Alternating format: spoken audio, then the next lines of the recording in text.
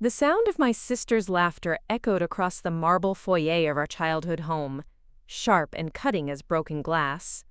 "You're nobody special, Maya," she said, her manicured fingers tracing the rim of her champagne flute as she addressed the small crowd of relatives gathered for what was supposed to be a celebration of our grandmother's life. "You always were the disappointment of the family."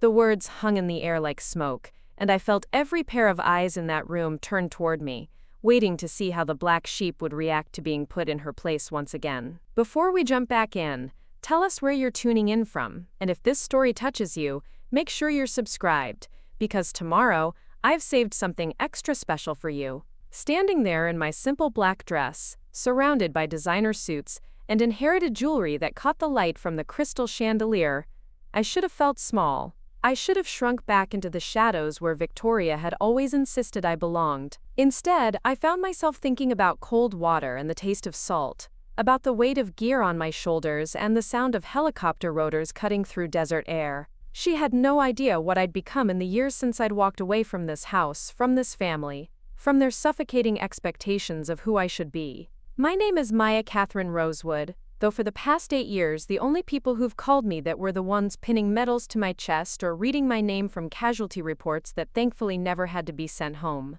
To my teammates, I was Ghost, a nickname earned not for being invisible, but for the way I could slip through enemy territory like morning mist, there one moment and gone the next, leaving only results in my wake. Growing up in the Rosewood mansion on Highland Drive was like living inside a museum where everything was beautiful, expensive, and absolutely untouchable. My mother, Eleanor Rosewood, had died when I was 7, leaving behind a legacy of charity galas and perfectly arranged flower gardens that our staff maintained like shrines.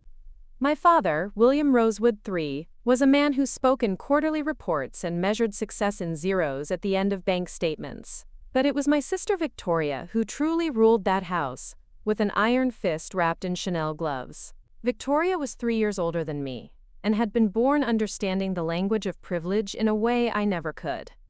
She moved through our world like she owned it, which in many ways, she did. While I stumbled through cotillion classes and charity luncheons, Victoria glided, her blonde hair always perfectly styled, her smile calculated to charm board members and potential business partners alike. She was everything our father wanted in an heir, and she made sure I never forgot that I was everything he'd settled for in a spare. The house itself was a testament to old money and older expectations. 3 stories of Georgian colonial architecture sat on 12 acres of manicured lawns and ancient oak trees. The inside was all hardwood floors that gleamed like mirrors, oil paintings of ancestors whose stern faces seemed to judge you from their golden frames, and rooms with names like the morning room and the small parlor that were anything but small. My childhood bedroom was larger than most people's apartments, but it felt like a cage with its rose-colored wallpaper and windows that looked out onto gardens I wasn't allowed to run through, for fear of disturbing the landscaping. Victoria's domain was the East Wing, where she held court like a princess in exile, surrounded by friends whose last names appeared on hospital wings and university buildings. My refuge was the library. 3 stories of books that stretched from floor to ceiling, connected by a spiral staircase that creaked under the weight of centuries of accumulated knowledge. It was there, hidden between volumes of military history and adventure novels, that I first began to dream of a world beyond Highland Drive. Our father was a ghost in his own house, present for formal dinners and important holidays, but otherwise locked away in his study, managing the Rosewood Industries empire that had been built on shipping fortunes from the early 1800s. He communicated through our staff more often than directly, leaving instructions with Margaret, our housekeeper, or speaking through Victoria, who had appointed herself as his unofficial representative in all family matters. The dynamic between Victoria and me had been established early and reinforced through years of careful cultivation. She was the golden child, the one who remembered to send thank you notes and knew which fork to use for the fish course. I was the problem child, the one who asked too many questions and never seemed to understand why appearances mattered more than authenticity. While Victoria planned charity events and networked with the daughters of senators and Supreme Court justices, I spent my time reading about Amelia Earhart and Ernest Shackleton, dreaming of adventures that took place far from marble foyers and formal dining rooms. The breaking point came during my senior year of high school, Victoria was already established at Harvard, studying business with a focus on international finance, calling home every Sunday to discuss her internships and networking opportunities. I had been accepted to several prestigious universities, all arranged through our father's connections and our family's generous donations to their endowment funds. But I had also been researching something else entirely, something I'd kept hidden in the back of my desk drawer like contraband. Military service had never been discussed as an option in our family. The Rosewoods had a long tradition of serving their country. But it was the kind of service that involved writing checks and attending fundraising galas for veteran organizations, not actually wearing a uniform. The idea that someone from our social circle would enlist was as foreign as the idea that they would take a job at a fast food restaurant or shop at a discount store. I discovered the military through books first, then, through documentaries I watched late at night on my laptop with headphones on. The stories of ordinary people doing extraordinary things in service of something larger than themselves called to something deep inside me that had been starving for purpose. While Victoria collected designer handbags and planned her future wedding to whatever suitable heir could advance the family's social standing, I found myself drawn to stories of sacrifice and brotherhood, of missions that mattered and bonds forged in the crucible of shared hardship. The night I told my father I wanted to enlist in the Navy instead of attending Princeton, the silence in his study stretched on so long, I wondered if he'd had a heart attack. He sat behind his massive mahogany desk, surrounded by the trappings of his success, staring at me as if I'd just announced my intention to join a circus or become a professional criminal. "Absolutely not," he said finally, his voice cold and final. "You are a Rosewood. We do not serve in the enlisted ranks like common people. If you insist on this military fantasy, we can arrange a commission. I have connections at the Naval Academy. But I didn't want a commission handed to me because of my last name. I didn't want to lead until I'd learned to follow. Didn't want to give orders until I'd taken them from people who'd earned the right to give them." I tried to explain this to him, but the words came out wrong, sounding like rebellion instead of respect, like ingratitude instead of integrity.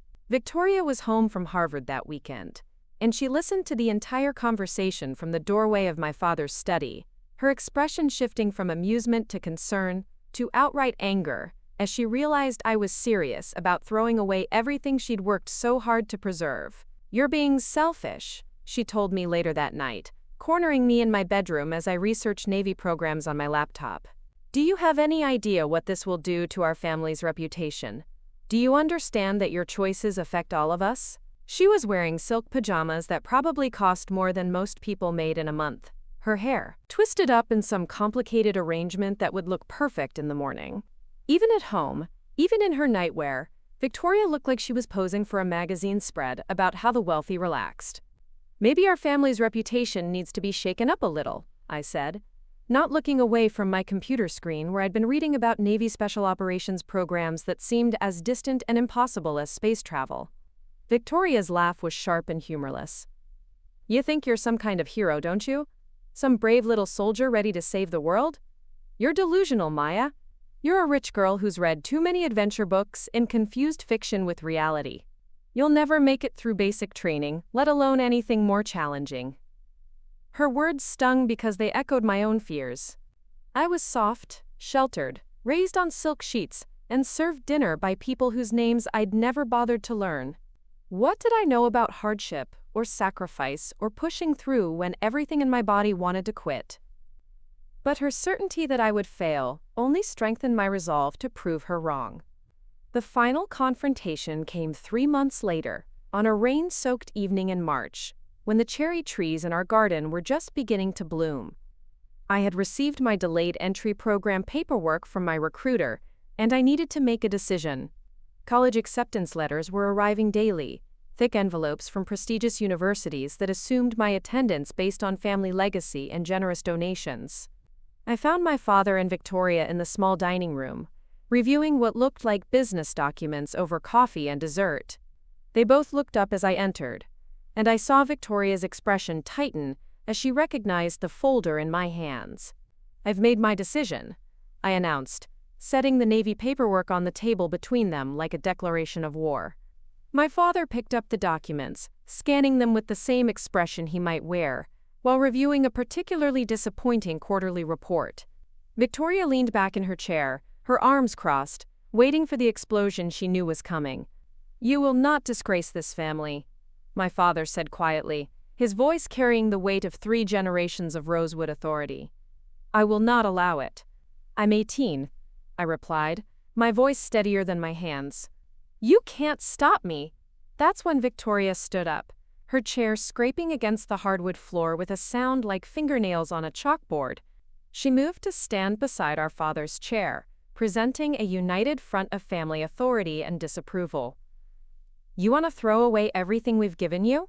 she asked, her voice rising. "You want to abandon your education, your future, your family, for what? To play dress-up in a uniform?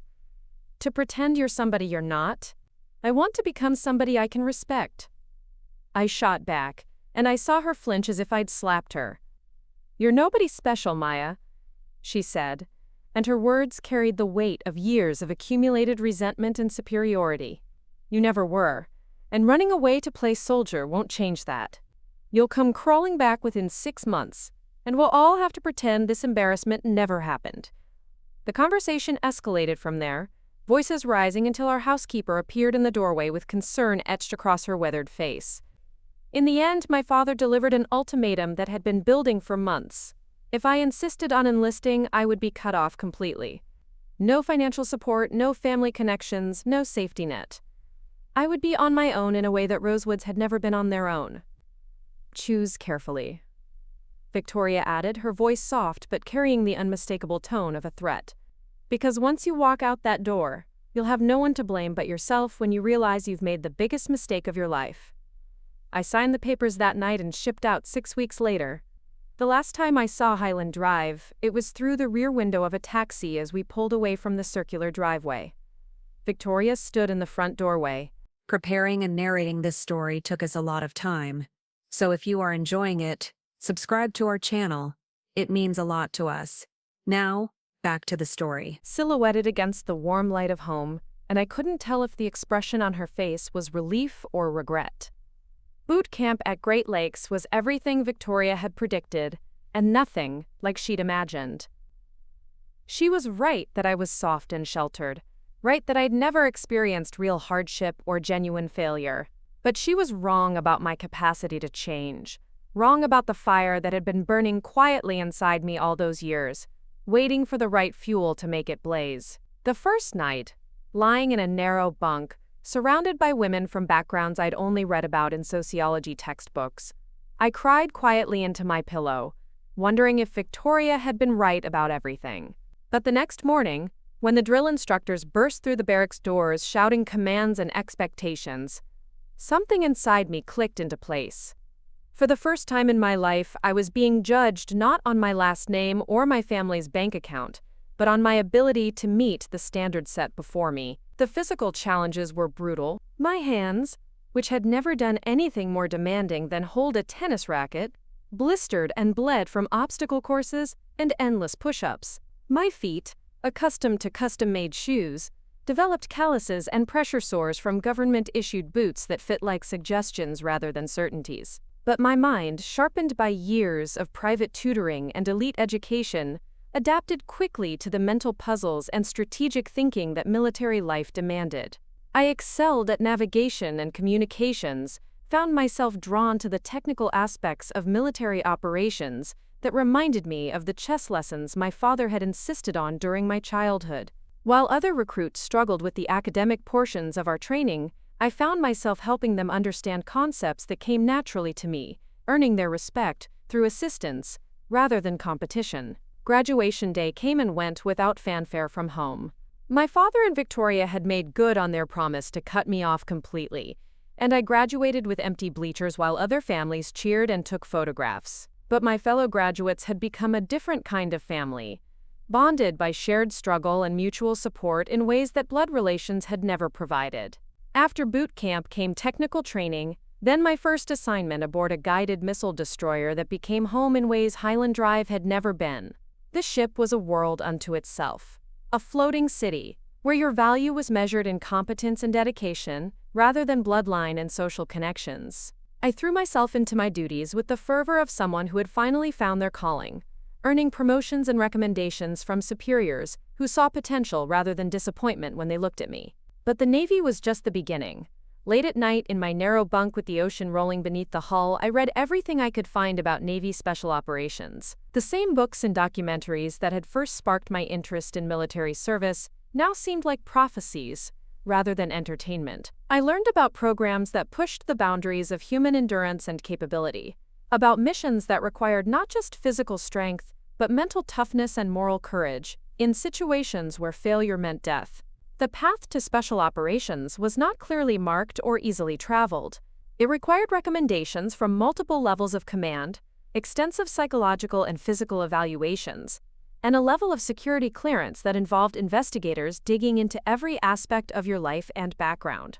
When they called Highland Drive during my background check, Victoria answered the phone and confirmed that yes, Maya Rosewood was her sister, and no, the family had no contact with her and preferred to keep it that way. The selection process for Navy Special Warfare was designed to break people down to their fundamental elements, to separate those who could endure from those who would quit when the cost became too high. It was 8 months of training that pushed every boundary I thought I had, that took me to places physically and mentally that I hadn't known existed. The instructors were professionals who'd earned their positions through years of operational experience and personal sacrifice. They didn't care about my background or my family's wealth. They cared about whether I could carry my share of the load when lives depended on it, whether I would quit when things got difficult, and whether I had the mental toughness to make life and death decisions under extreme pressure. There were moments during training when Victoria's voice echoed in my head, reminding me that I was nobody special, that I was delusional to think I could succeed in a world designed for people tougher and more capable than I would ever be. During Hell Week, when we'd been awake for over 100 hours and the Pacific Ocean felt like liquid ice against our skin, I heard her laugh and the sound of the waves against the shore. But I also heard other voices. The drill instructor from boot camp, who'd pulled me aside after graduation to tell me I had the potential to go far if I was willing to work for it. The chief petty officer from my first ship, who'd recommended me for advanced training because she saw something in me that I was only beginning to recognize in myself. The classmates who'd become battle buddies, who pushed me when I wanted to quit, and accepted my help when they needed it. The night before our final exercise, a combat simulation that would determine whether we graduated or were sent back to the fleet, I called home for the first time in 3 years. It was Margaret who answered, her voice warm with surprise and genuine pleasure at hearing from me. "Miss Maya?" she said, and I could hear her smiling through the phone. "We've all wondered how you were doing. Are you well, dear?" I asked about my father and Victoria, about the house and the gardens and the life I'd left behind. Margaret told me that my father had remarried, a woman named Catherine who was closer to Victoria's age than his own, and that Victoria had married a banking heir and was living in a penthouse in Manhattan, already pregnant with her first child. "They never talk about you?" Margaret said, and her voice carried apology and sadness in equal measure. "But I want you to know that some of us remember, and some of us are proud of what you've chosen to do." I graduated from special warfare training on a clear morning in November, when the California sun painted everything in shades of gold and possibility. The trident they pinned to my uniform was more than a symbol. It was a transformation made manifest, proof that Victoria had been wrong about who I was and what I was capable of becoming. My first deployment took me to places that existed only in classified briefings and operational summaries, where the work we did would never be acknowledged publicly, and the risks we took would never be fully understood by the people we served to protect. I learned that heroism wasn't about glory or recognition. It was about showing up when others couldn't or wouldn't, about doing the right thing when no one was watching, about carrying your teammates when they couldn't carry themselves. Over the next 5 years, I participated in operations across 3 continents, in environments that ranged from Arctic conditions where your breath froze in the air, to desert heat that could kill you through simple dehydration. I learned to speak 3 languages fluently and enough of 4 others to get by in operational environments. I became proficient with weapon systems that most people would never see outside of action movies, and I developed skills in close-quarters combat, explosives, and tactical medicine that transformed me into someone capable of extraordinary things in extreme circumstances. But perhaps the most important thing I learned was about leadership under pressure, about making decisions when lives hung in the balance and failure wasn't an option. I learned that courage wasn't the absence of fear, it was the ability to function despite fear, to think clearly when adrenaline was coursing through your system like liquid lightning, and to put the mission and your team above your own survival instincts. The mission that would eventually make headlines took place in a remote region where 3 American aid workers had been taken hostage by a group with connections to international terrorism. The intelligence was solid but limited, the window of opportunity narrow, and the political implications significant enough that failure would have consequences far beyond our immediate team. I was part of a 6-person element tasked with infiltration and extraction, a role that required us to move through heavily defended territory, neutralize threats without alerting the broader enemy force, and extract the hostages without casualties on either side. The operation required a combination of technical expertise, physical capability, and split-second decision-making that drew on every aspect of my training and experience. The infiltration went according to plan, but the situation on the ground was more complex than our intelligence had indicated. The hostages were being held in separate locations, requiring us to split our small team even further, while maintaining communication and coordination across a several-mile area. My partner and I were responsible for the most dangerous extraction, an aid worker being held in a compound that intelligence suggested was the group's operational headquarters.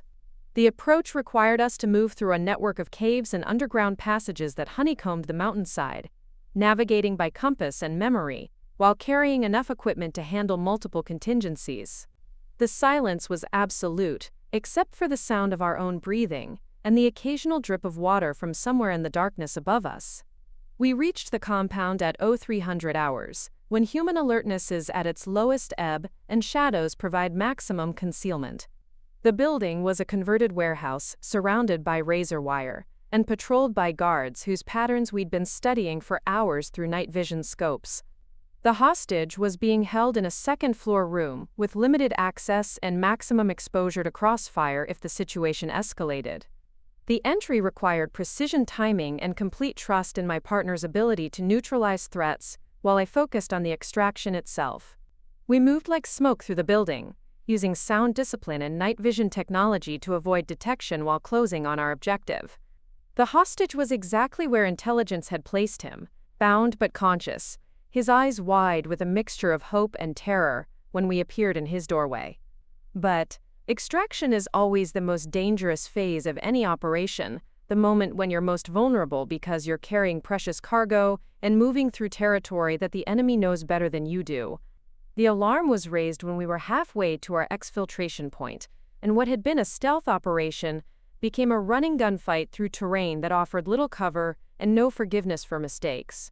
My partner took a round through the shoulder early in the engagement, and suddenly I was responsible for both the hostage and a wounded teammate, while enemy forces converged on our position from multiple directions.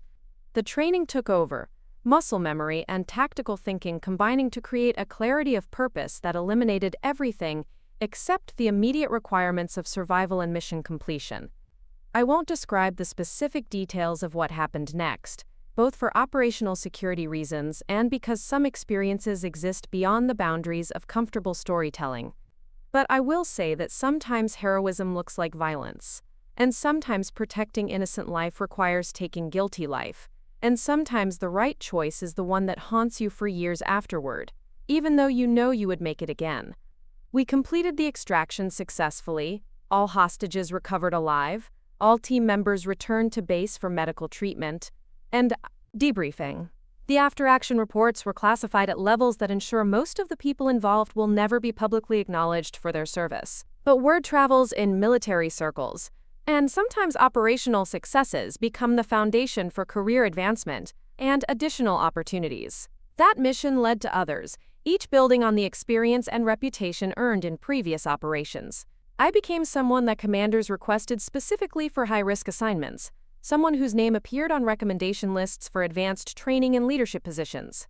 The scared rich girl who'd left Highland Drive 8 years earlier had been replaced by someone capable of extraordinary things in impossible circumstances. But success in special operations comes with costs that aren't always visible from the outside. The physical toll of constant training and operational deployment, the psychological impact of making life and death decisions in situations where perfect information doesn't exist, and the social isolation that comes from living a life that most people can't understand or relate to. I maintained contact with Margaret and a few other staff members from Highland Drive, but my father and Victoria remained committed to their decision to cut me out of their lives completely. As far as they were concerned, Maya Rosewood had died the night she walked out their front door, and whoever I'd become in the years since was a stranger who happened to share their DNA. That changed on a Tuesday morning in September, when my commanding officer called me into his office for what I assumed would be a routine briefing about upcoming training schedules. Instead, he informed me that there had been a development in my personal life that required immediate attention and potentially compassionate leave if I chose to take it. My grandmother, Eleanor's mother, had passed away peacefully in her sleep at the age of 94. She had been living quietly in a retirement community in Virginia for the past 10 years, largely forgotten by the family that bore her name but apparently not forgotten by the granddaughter who had chosen military service over social expectations. The call came from an attorney I'd never heard of, representing an estate I'd assumed would pass entirely to my father and Victoria according to the natural order of family hierarchy and legal precedents. But my grandmother, it seemed, had other ideas about how her legacy should be distributed, and who in the family deserved recognition for the choices they'd made. "Miss Rosewood," the attorney said, his voice carrying the formal tone of someone delivering news that would change lives. "I'm calling to inform you that you are the primary beneficiary of your grandmother's estate, including her personal effects, financial holdings, and real estate properties. She left specific instructions that the inheritance was to be delivered personally by active-duty military personnel in recognition of your service to the country."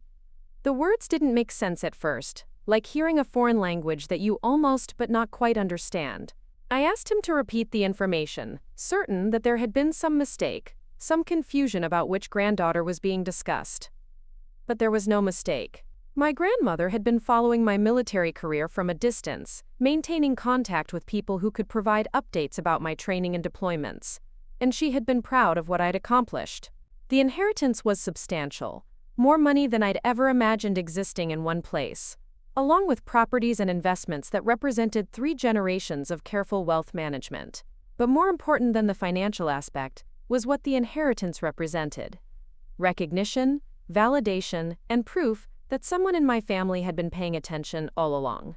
The delivery was scheduled for the following week, and the attorney mentioned that my father and Victoria had been informed about the will reading and the unusual delivery method. They were, according to his carefully neutral language, surprised by the development and interested in attending the ceremony. I requested leave and flew back to Virginia, my first time on the East Coast in 8 years. My first time within 100 miles of Highland Drive since the night I'd left in a taxi with everything I owned packed into 2 suitcases. The reunion with my childhood home was scheduled to happen under circumstances that no one could have predicted, and I had no idea how to prepare for seeing my family again after so many years of silence and separation. The inheritance delivery was arranged to take place at Highland Drive itself, in the same grand foyer where Victoria had dismissed me as nobody special so many years earlier. The irony wasn't lost on me, but I approached the reunion with the same mental preparation I used before high-risk operations: careful planning, multiple contingency scenarios, and emotional discipline that wouldn't crack under pressure. The morning of the ceremony, I put on my dress blues for the first time in months, checking my appearance in the hotel mirror with the same attention to detail I'd learned in boot camp a lifetime ago. The ribbons and medals on my chest told a story that my family had never heard, representing operations and achievements that they couldn't have imagined when they'd written me off as a disappointment and failure.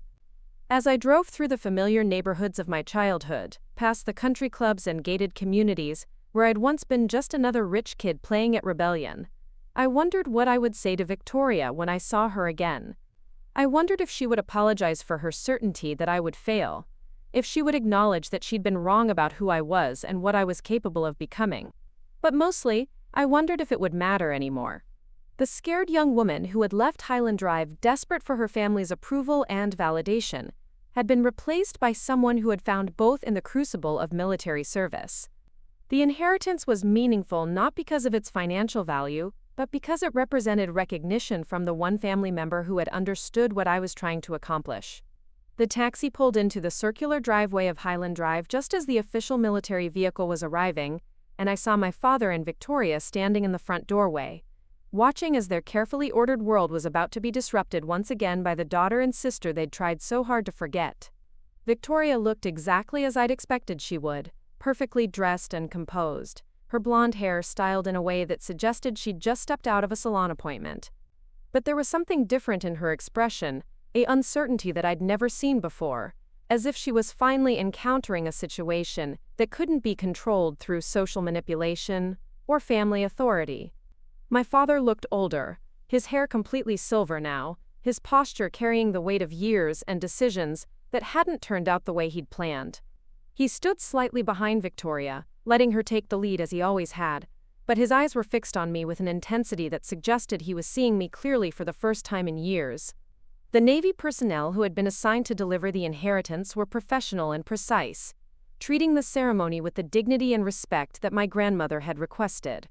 They moved with the bearing and confidence that comes from years of military service, and I could see Victoria and my father trying to reconcile the people they'd expected with the caliber of the individuals who were representing my accomplishments and standing. As we all gathered in the foyer where this story had begun so many years ago, I realized that the real inheritance wasn't the money or the properties or the financial security that my grandmother had left me.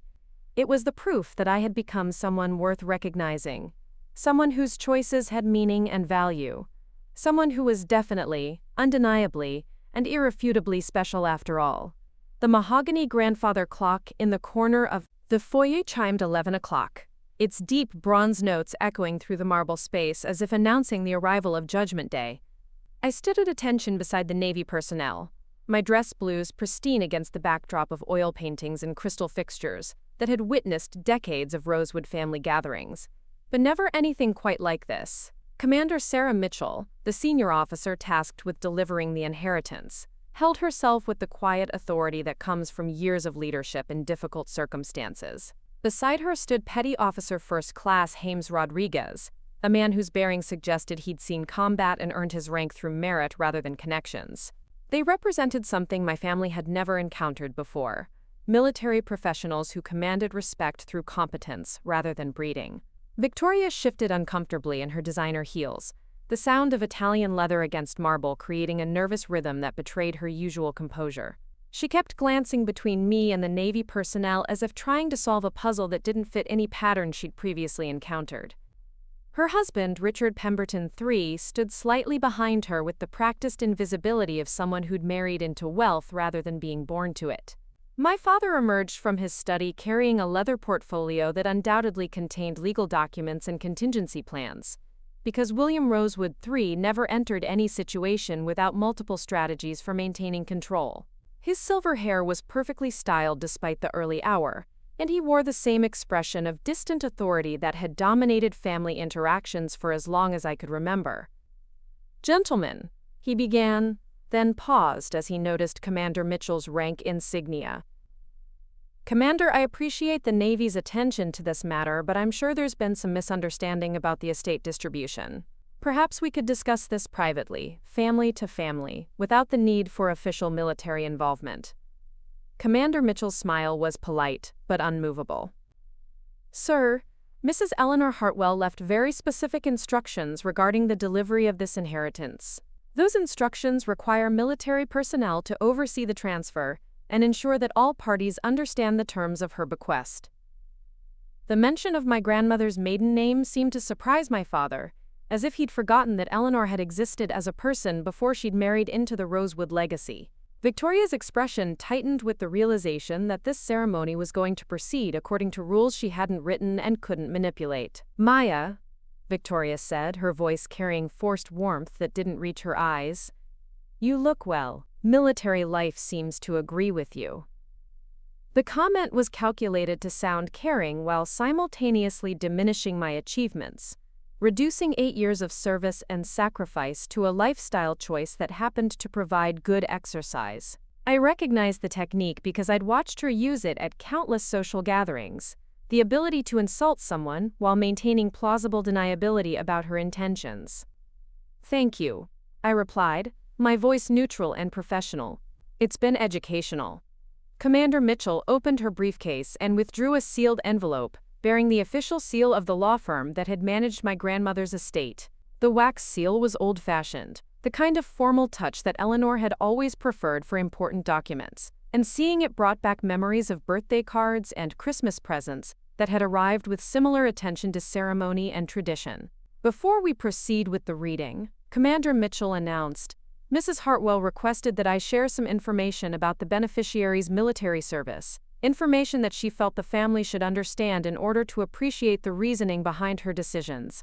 I felt my stomach clench with apprehension. My service record contained classified information that couldn't be shared publicly, operations and achievements that existed in sealed files and redacted reports. But my grandmother had apparently found ways to access information about my career that went beyond what appeared in official publicity releases. Petty Officer Rosewood, Commander Mitchell continued, using my military rank rather than my family title, has served with distinction in multiple combat deployments over the past 5 years. She has been awarded the Navy Cross for extraordinary heroism in the face of enemy action, the Silver Star for gallantry in combat operations, and the Purple Heart for wounds received while engaged in action against hostile forces. The silence in the foyer was absolute, broken only by the soft tick of the grandfather clock and the almost imperceptible sound of Victoria's breath catching in her throat. My father's face had gone completely pale, his knuckles white where they gripped the leather portfolio. Additionally, Commander Mitchell went on, she has completed advanced training in multiple specialized fields and has been selected for assignment to Naval Special Warfare Development Group, a unit that conducts operations of national strategic importance. The words hung in the air like smoke from gunpowder, impossible to ignore and difficult to comprehend for people whose understanding of military service was limited to Memorial Day parades and Hollywood movies. Victoria's carefully constructed world of social hierarchies and inherited privilege had no framework for processing information about combat awards and classified operations. There must be some mistake, Victoria said, her voice smaller than I'd ever heard it. Maya was always... She was never particularly athletic or aggressive. She spent most of her time reading books and daydreaming about adventure stories. Petty Officer Rodriguez spoke for the first time, his voice carrying the respectful tone of someone addressing civilians who couldn't possibly understand what they were discussing. Ma'am, some of the best operators I've worked with started out as quiet kids who read a lot. Intelligence and imagination are more important than natural athleticism when you're dealing with complex operational environments. My father found his voice, though it sounded strained and uncertain. Maya, is this true? You've been in combat, you've been wounded? The question carried years of accumulated guilt and regret, as if he was finally beginning to understand the magnitude of what he'd dismissed when he'd cut me out of his life. I could see him trying to reconcile the daughter he'd underestimated with the stranger wearing military awards that represented experiences he couldn't imagine. Yes, sir, I replied, maintaining the formal tone that military training had ingrained in every interaction with civilian authority figures. It's true.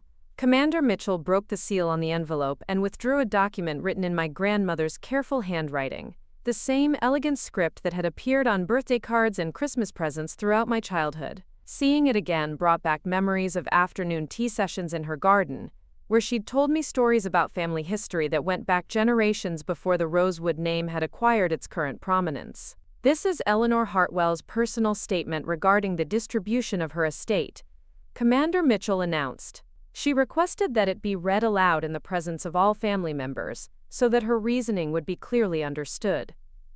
She began to read in a clear, professional voice that carried the weight of legal authority and personal conviction. To my family, I leave this explanation of my final decisions regarding the distribution of my worldly possessions and the legacy I wish to leave behind. The opening lines were formal and predictable, the kind of language that estate attorneys recommend for avoiding legal challenges and ensuring that intentions are clearly documented. But as Commander Mitchell continued reading, my grandmother's distinctive personality began to emerge from the formal prose.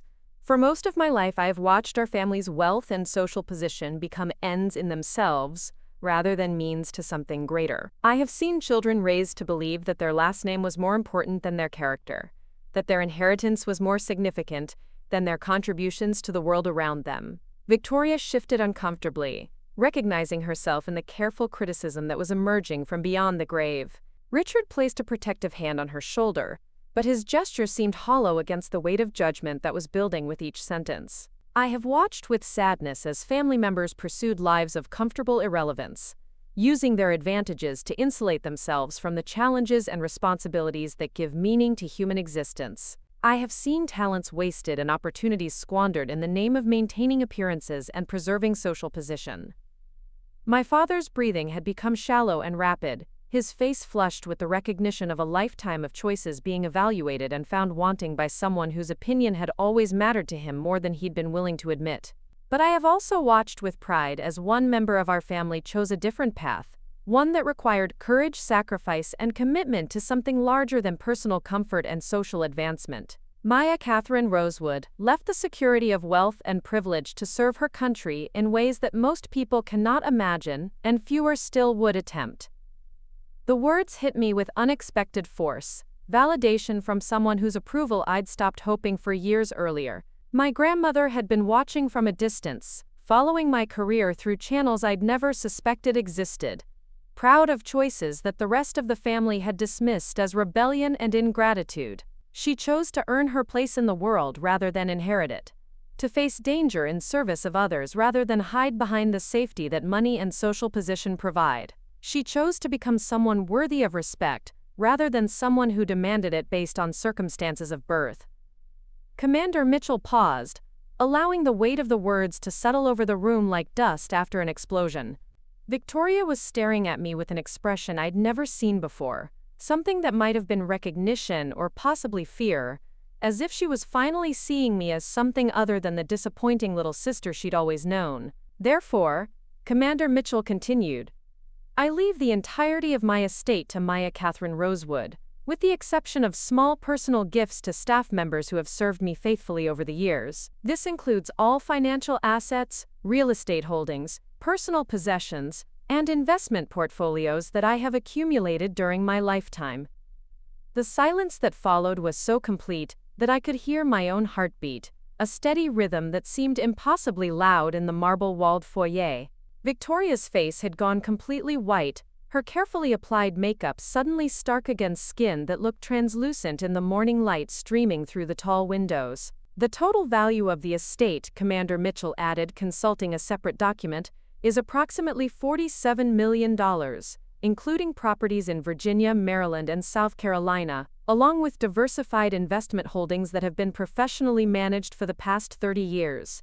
The number hung in the air like a physical presence, too large to comprehend immediately, and too significant to ignore. I had known that my grandmother was wealthy, but I'd never imagined the true scope of what she'd accumulated through careful investment and decades of financial planning. My father sat heavily in one of the antique chairs that lined the foyer, his portfolio falling forgotten to the marble floor. The sound of leather hitting stone seemed to echo forever, a punctuation mark on the collapse of assumptions and expectations that had governed his understanding of family dynamics for decades. This is impossible, Victoria said, her voice rising with panic and disbelief. There must be legal grounds for challenging this. No one leaves their entire estate to someone they haven't spoken to in years. Maya abandoned the family. She chose the military over her responsibilities to us. Commander Mitchell's expression remained professionally neutral, but I caught a slight tightening around her eyes that suggested she'd dealt with family disputes over military service before. Ma'am, Mrs. Hartwell was evaluated by 3 separate medical professionals in the months before her death, and all confirmed that she was of sound mind and fully capable of making informed decisions about her estate distribution. But the reasoning, Victoria pressed, desperation creeping into her voice. Surely the courts would recognize that this decision was based on incomplete information or emotional manipulation. Maya hasn't been part of this family for 8 years. She doesn't understand our obligations or responsibilities. Petty Officer Rodriguez stepped forward slightly, his posture shifting into a more protective stance that was subtle but unmistakable to anyone who'd served in combat situations. Ma'am, if I may, the petty officer has been serving her country for 8 years, while maintaining the kind of responsibilities that most people never face in a lifetime. She's been responsible for the lives of her teammates and the success of operations that protect American interests around the world. The rebuke was gentle but firm, delivered with the quiet authority of someone who'd earned the right to speak about sacrifice and responsibility through personal experience rather than family position. Victoria flinched as if she'd been slapped, recognizing that her definition of responsibility was being challenged by someone whose perspective she'd never considered. Commander Mitchell withdrew another document from her briefcase, this one bearing official Navy letterhead and multiple security classifications that had been redacted for civilian viewing. Mrs. Hartwell also requested that the family be provided with a summary of Petty Officer Rosewood's military achievements, information that she felt would help them understand why she chose to recognize this particular form of service. As she began to read from the official summary, I found myself reliving moments I'd tried to compartmentalize and forget, missions that had pushed me to the absolute limits of physical and mental endurance, situations where the difference between success and failure had been measured in split seconds and millimeters. The first operation mentioned was a hostage rescue in a remote mountain region, where my team had been inserted under cover of darkness to extract 3 American civilians who'd been captured by insurgent forces. The official summary didn't include details about the 36 hours we'd spent moving through enemy territory, or the hand-to-hand combat that had been necessary when our planned infiltration route was compromised by changing weather conditions. During this operation, Commander Mitchell read, Petty Officer Rosewood demonstrated exceptional courage under fire, personally neutralizing multiple enemy combatants while providing medical aid to wounded hostages and ensuring their safe extraction from a heavily defended compound. I remembered the weight of the wounded civilian I'd carried for the final 2 miles to our extraction point, his blood soaking through my uniform while I tried to keep him conscious and breathing until we could get him to proper medical facilities. I remembered the sound of helicopter rotors cutting through the night air like salvation itself, and the relief of knowing that we'd brought everyone home alive. The second operation had taken place in a different theater entirely, a maritime interdiction mission that had required my team to board and secure a vessel suspected of transporting weapons to terrorist organizations. The official summary mentioned the successful completion of the mission but couldn't convey the chaos of fighting in confined spaces below deck, where visibility was limited and every corner could hide an armed enemy. Petty Officer Rosewood's actions during this engagement directly prevented a significant quantity of advanced weaponry from reaching hostile forces. Commander Mitchell continued. Her technical expertise and combat effectiveness were instrumental in the mission's success and the prevention of potential terrorist attacks against American interests. With each operation described, I watched my family's understanding of my life and choices undergo a fundamental transformation. The quiet daughter and sister they'd dismissed as rebellious and misguided was being replaced by someone whose experiences were so far outside their frame of reference that they struggled to process the information. Victoria had stopped protesting and was now staring at me with something approaching wonder, as if I were a stranger wearing a familiar face. Her husband Richard looked uncomfortable and out of place, clearly recognizing that he was witnessing family dynamics that were beyond his understanding or ability to influence. My father's reaction was the most complex and difficult to interpret. I could see pride warring with guilt in his expression, satisfaction at my achievements competing with regret over his decision to cut me out of his life when I'd needed his support most. He kept looking at the ribbons and medals on my uniform as if trying to decode their meaning and significance. The third operation mentioned in the summary was the one that had earned me the Navy Cross, an engagement in an urban environment where my team had been tasked with gathering intelligence on a high-value target who was planning attacks against American diplomatic facilities. The mission had gone wrong when our cover was blown, and what should have been a covert observation operation had turned into a running firefight through city streets. During this engagement, Commander Mitchell read, Petty Officer Rosewood's quick thinking and tactical expertise prevented the capture of classified intelligence materials and ensured the safe extraction of her entire team despite overwhelming enemy opposition.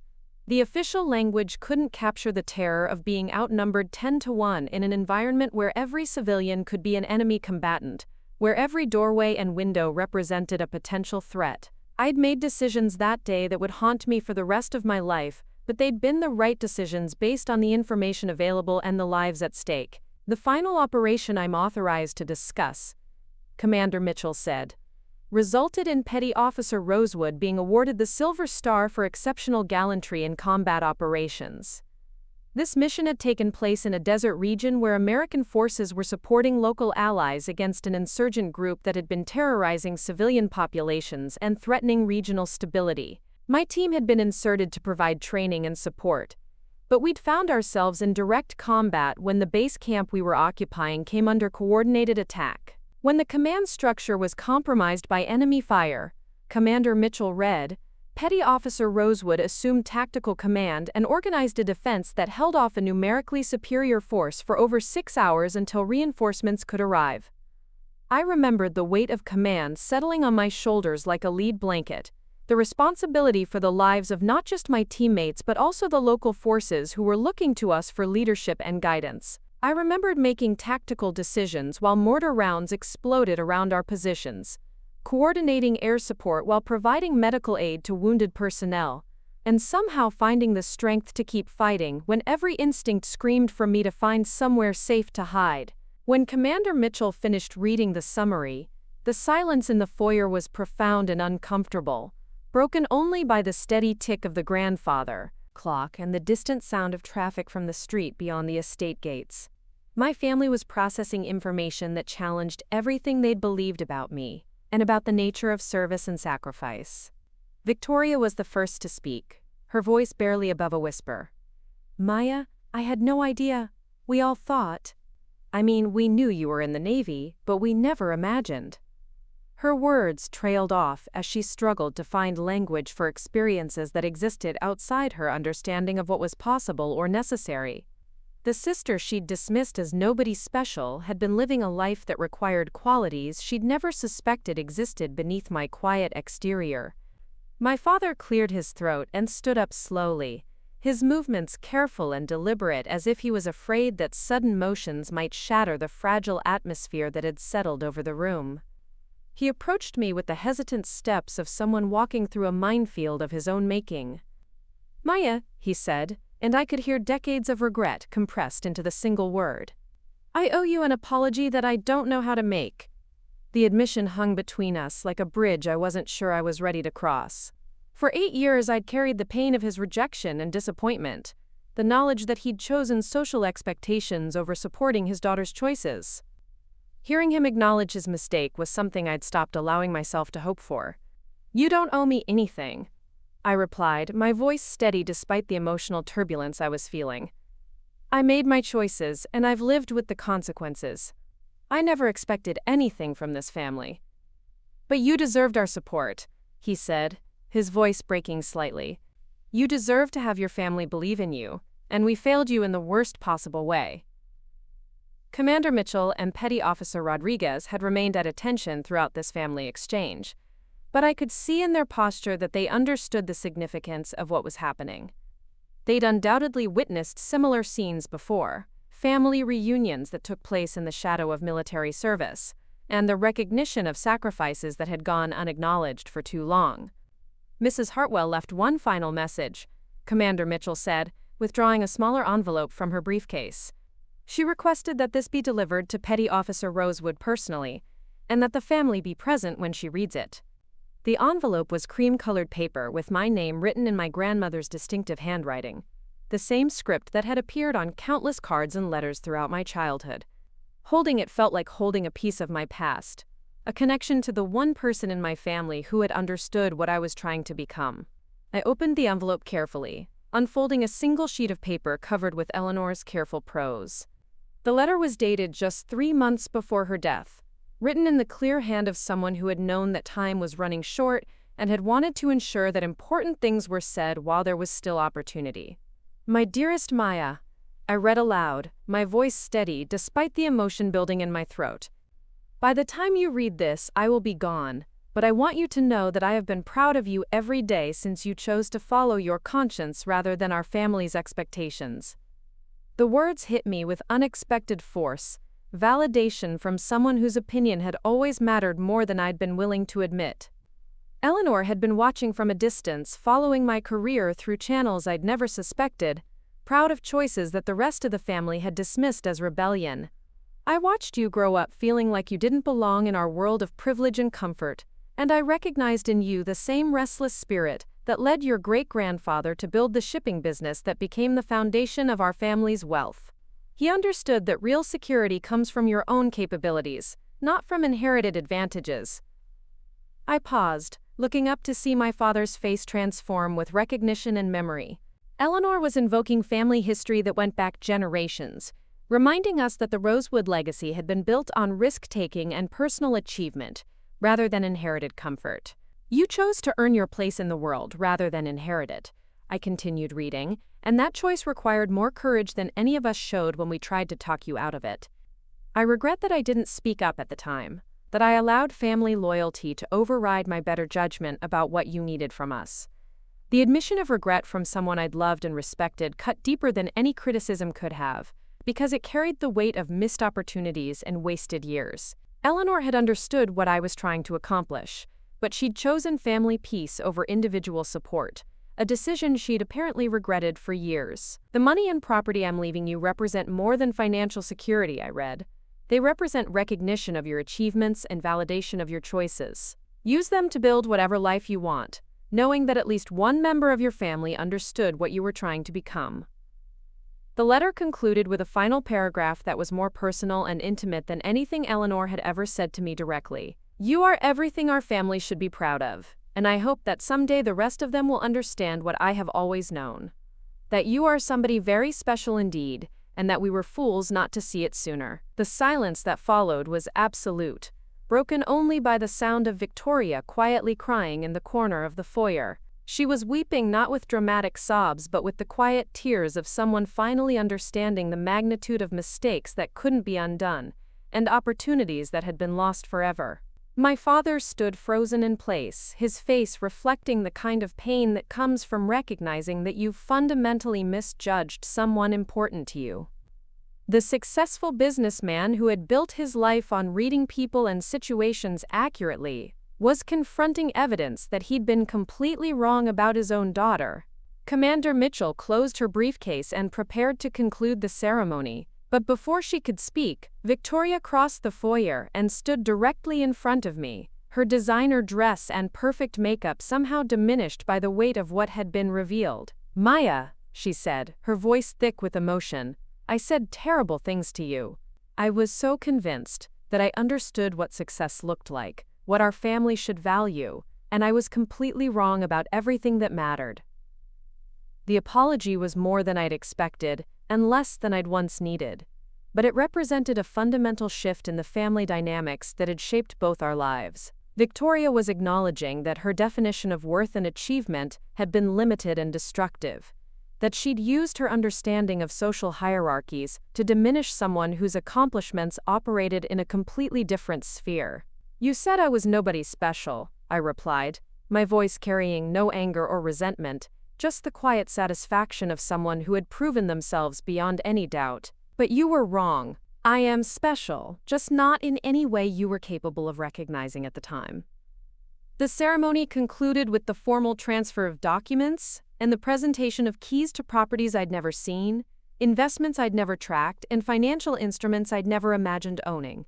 Commander Mitchell and Petty Officer Rodriguez conducted themselves with the professional dignity that had made the entire proceeding feel like the recognition of military achievement rather than a family dispute over money. As the Navy personnel prepared to leave, Commander Mitchell approached me with a final message that had apparently been separate from the official inheritance delivery. Petty Officer Rosewood, your commanding officer asked me to inform you that you're being considered for a significant career advancement opportunity that will require additional security clearances and specialized training. He wanted you to know that your recent performance has been exceptional and that leadership is taking notice. The news represented the kind of professional recognition that I'd been working toward for years, advancement based on merit and achievement rather than connections or inheritance. It was validation from the community that had become my true family, acknowledgement that my contributions were valued and that my future held opportunities I'd barely imagined possible. After the Navy personnel left, my family and I stood in the marble foyer of Highland Drive, surrounded by the trappings of inherited wealth and social position that had once seemed so important and now felt somehow smaller and less significant than they had before. The afternoon light was streaming through the tall windows, casting long shadows across the polished floors and highlighting the dust motes that danced in the air like tiny celebrations. Victoria approached me again, her movements tentative and uncertain, as if she was navigating unfamiliar territory without a map or guide. "Maya, I know I have no right to ask this, but would you consider staying for dinner? I'd like to hear about your life, about what you've been doing all these years. I realize I don't know anything about who you've become."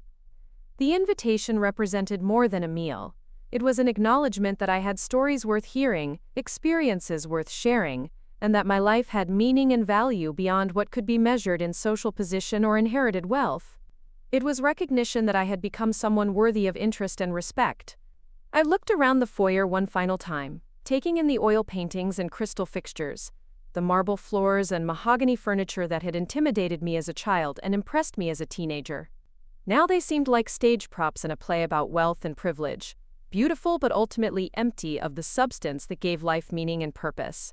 "I'll stay for dinner," I said, and I saw relief flood Victoria's face like sunrise breaking over a battlefield. "But I want you to understand that the person who left here 8 years ago doesn't exist anymore. The woman standing in front of you now has seen and done things that changed her in ways that can't be undone or ignored." My father nodded slowly, his silver hair catching the afternoon light as he moved closer to join our small circle. "We'd like to get to know that woman, if she's willing to let us try." The conversation that followed would determine whether the Rosewood family could rebuild relationships that had been broken by misunderstanding and pride, whether people who had grown apart could find common ground despite the years and experiences that separated them. But for the first time since I'd walked out the front door of Highland Drive, I felt like the effort might be worth making. The dining room at Highland Drive had always felt like a courtroom to me, with its imposing mahogany table that could seat 16 and oil portraits of long-dead relatives staring down from gilded frames. Tonight, however, the formal space felt different, smaller somehow, as if the afternoon's revelations had shifted the very architecture of my childhood memories. Margaret had prepared my favorite meal from years past, prime rib with Yorkshire pudding and roasted vegetables that filled the air with familiar scents of rosemary and garlic. She moved around the table with quiet efficiency, her eyes bright with unshed tears as she served the granddaughter who had returned home transformed beyond recognition. Victoria sat across from me, her perfect posture finally relaxed for the first time in memory. She had changed from her designer dress into something simpler, a cashmere sweater that made her look younger, more like the sister I remembered from childhood before wealth and social expectations had hardened her into someone I barely recognized. My father occupied his traditional seat at the head of the table, but his usual commanding presence had been replaced by something more tentative and uncertain. He kept studying my uniform ribbons as if trying to decode a language he'd never learned, his wine glass untouched beside his plate. "Tell us about the training," Victoria said suddenly, breaking the careful silence that had settled over our meal. "What was it like becoming a Navy SEAL?" The question carried genuine curiosity, rather than the dismissive skepticism I'd grown accustomed to from my family. I could see her struggling to reconcile her memories of her quiet, bookish little sister with the warrior, who now sat across from her wearing decorations for valor in combat. "It's designed to break you down completely," I said, cutting into the perfectly prepared beef. "Everything you think you know about your limits, your capabilities, your tolerance for pain and discomfort. They strip all of that away until you find out what's actually underneath." I told them about Hell Week, about lying in the surf for hours while instructors shouted commands, and the Pacific Ocean leached every degree of warmth from our bodies. I described the log PT sessions, where teams of 6 would carry telephone poles above their heads for miles, learning that individual strength meant nothing compared to collective determination. "There was this moment during the third night," I continued, "when I was so cold and exhausted that I started hallucinating. I saw you, Victoria, standing on the beach telling me I was nobody special, that I should quit and come home before I embarrassed the family further." Victoria's fork paused halfway to her mouth, her face flushing with shame at the memory of words that had followed me into the most difficult experience of my life. But then I realized something. I went on. You were wrong, and more importantly, it didn't matter what you thought anymore. I wasn't doing this to prove anything to you or to anyone else in this family. I was doing it to find out who I really was when everything comfortable and familiar was stripped away. My father leaned forward, his businessman's instincts engaging despite the emotional weight of our conversation. What percentage of people complete the program? About 20% make it through the entire pipeline, I replied. But it's not really about physical ability. The strongest guys aren't necessarily the ones who make it. It's about mental resilience, about your willingness to keep going when quitting would be easier and more logical. The conversation continued through dessert, my family asking questions about aspects of military life they'd never considered. They wanted to know about the camaraderie, the sense of purpose, the way that shared hardship created bonds stronger than blood relationships. They struggled to understand how someone could find fulfillment in a life that involved danger and sacrifice, rather than comfort and security. The inheritance changes everything, doesn't it? Richard said, speaking for the first time since arriving. $47 million opens up possibilities you couldn't have imagined before. I set down my coffee cup and looked at him with the same expression I might give a child who'd asked an innocent but fundamentally misguided question. Actually, it doesn't change anything important. I didn't need Eleanor's money to validate my choices or prove my worth. I already knew who I was. The statement seemed to confuse him, as if he couldn't comprehend why someone wouldn't be transformed by sudden wealth. In his world, money was the ultimate measuring stick of success and significance, the answer to every problem and the solution to every limitation. But surely you'll leave the military now, Victoria said. You could do anything, go anywhere, live however you want without having to risk your life for other people. I smiled at the assumption that financial security would automatically make me abandon the career that had given my life meaning and purpose.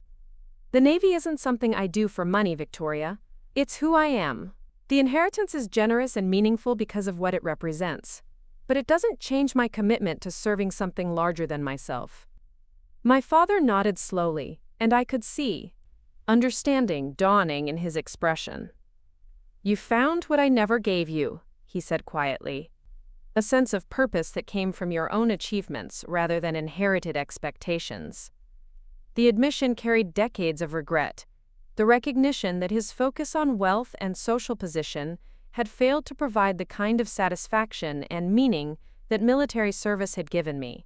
He was finally beginning to understand that real success couldn't be purchased or inherited, only earned through personal sacrifice and commitment. As the evening wound down, Victoria walked with me to the front door, where a taxi waited to take me back to my hotel. The marble foyer looked different in the soft light of the crystal chandelier, less intimidating and more familiar, as if the afternoon's revelations had returned it to the home I remembered from childhood. Maya, she said, her voice carrying a vulnerability I'd never heard before, I want you to know that I'm proud of you. I was wrong about everything, and I'm sorry it took me so long to see what grandmother saw all along. The apology was more than I'd expected, and exactly what I'd needed to hear. Validation from the person whose opinion had shaped my understanding of my place in the family for so many years. Victoria was acknowledging that her definition of worth and success had been limited and destructive, that she'd failed to recognize qualities that were more valuable than anything money could buy. I forgive you, I said, and I meant it completely. But I need you to understand that forgiveness doesn't erase the past. The years we lost can't be recovered, and the relationship we might have had doesn't exist anymore.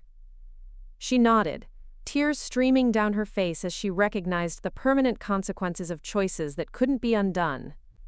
I know. But maybe we can build something new, something better than what we had before. I hugged my sister for the first time in 8 years, feeling the strange familiarity of someone who had been central to my childhood but had become a stranger through years of separation and misunderstanding. She felt smaller than I remembered, more fragile, as if the confidence and authority she'd projected had been revealed as carefully constructed facades. The taxi pulled away from Highland Drive as the sun was setting behind the ancient oak trees that lined the circular driveway.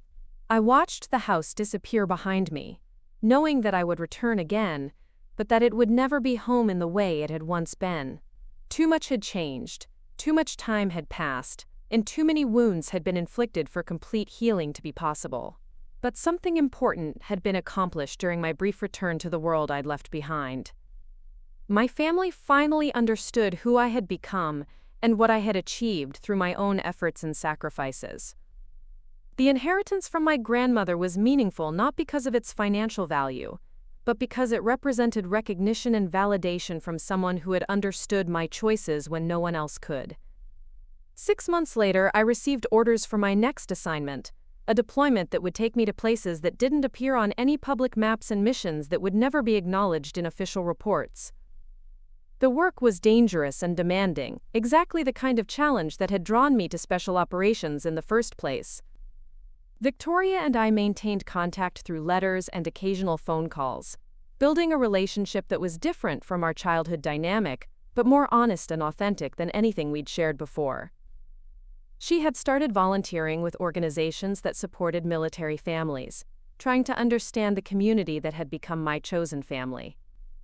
My father had begun following military news with an attention and interest he'd never shown before, sending me newspaper clippings about naval operations and defense policy, as if trying to understand the world I'd chosen to inhabit. He was learning to be proud of a daughter whose achievements operated outside his traditional understanding of success and advancement. The money from my grandmother's estate remained largely untouched in investment accounts managed by the same firm that had handled her affairs for decades. I used small portions for charitable donations to organizations that supported wounded veterans and educational programs for military families, but the majority continued to grow while I lived on my military salary and found satisfaction in work that provided purpose rather than profit. One evening, while reviewing intelligence reports in a secure facility whose location I couldn't disclose even to myself in casual conversation, I received a message that brought back memories of that afternoon in the marble foyer of Highland Drive. Victoria had given birth to her first child, a daughter she'd named Eleanor in honor of our grandmother's memory and legacy. The photograph she sent showed a tiny face surrounded by pink blankets, innocent eyes that would someday learn about the aunt who had chosen service over comfort, duty over privilege, and purpose over security. I wondered what stories Victoria would tell her daughter about the different paths that life could take, about the various ways that someone could choose to make their mark on the world. As I prepared for another mission that would test every skill I'd learned and every lesson I'd absorbed through years of training and experience, I thought about the journey that had brought me from the disappointed daughter dismissed as nobody special, to the warrior wearing ribbons for valor in combat operations that protected American interests around the world. The inheritance had provided financial security and family recognition, but the real treasure had been the validation of choices made years earlier when I'd walked away from Highland Drive with nothing but determination and hope.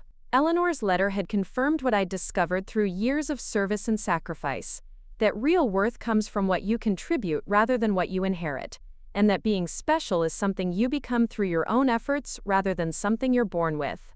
Standing in the secure facility surrounded by classified materials and operational plans that would never be shared with civilian audiences, I finally understood what my grandmother had been trying to tell me through her final gift. The inheritance wasn't about money or property or financial security. It was about recognition, validation, and proof that at least one person in my family had understood what I was trying to accomplish from the very beginning. Victoria had been wrong when she'd called me nobody special in that marble foyer so many years ago. But she'd been wrong in the best possible way, because her dismissal had motivated me to prove her mistaken through achievements and sacrifices that transformed me into someone worthy of the recognition that had finally come home. Up next, you've got 2 more standout stories right on your screen. If this one hit the mark, you won't want to pass these up, just click and check them out.